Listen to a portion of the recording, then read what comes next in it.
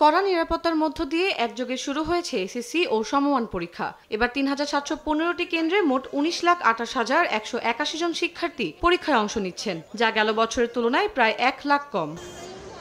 প্রথম দিন বাংলা প্রথম পত্র পরীক্ষা অনুষ্ঠিত হয়। নকলমুক্ত পরিবেশে নিশ্চিতে পরীক্ষা শুরুর ৩০ মিনিট আগে কেন্দ্রে আসন গ্রহণ করেন শিক্ষার্থীরা। তবে পরীক্ষা ১ মাস দেরিতে শুরু হওয়ায় এবং রুটিন নিয়ে মিশ্র প্রতিক্রিয়া জানান অভিভাবকরা।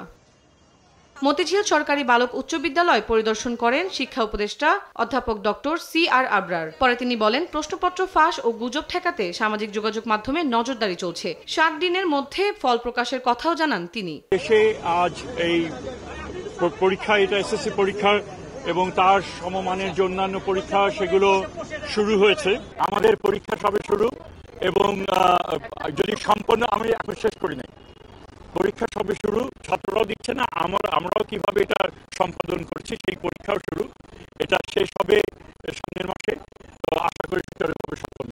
পরীক্ষা শেষে প্রশ্নপত্র ও হলের শিক্ষকদের তদারকি নিয়ে মিশ্র প্রতিক্রিয়া জানায় পরীক্ষার্থীরা। সাজেশন যেরকম দিয়েছে বিআর এক্সপার্টসরা ওখান থেকে এসেছে আর কি, একদম আউট অফ সিলেবাস আসলে। আগামী 13 মে শেষ হবে লিখিত পরীক্ষা। এরপর ব্যবহারিক পরীক্ষা নেওয়া হবে 15 থেকে 22 মে পর্যন্ত। তন্দ্রা তারণ্য, দেশ টিভি, ঢাকা।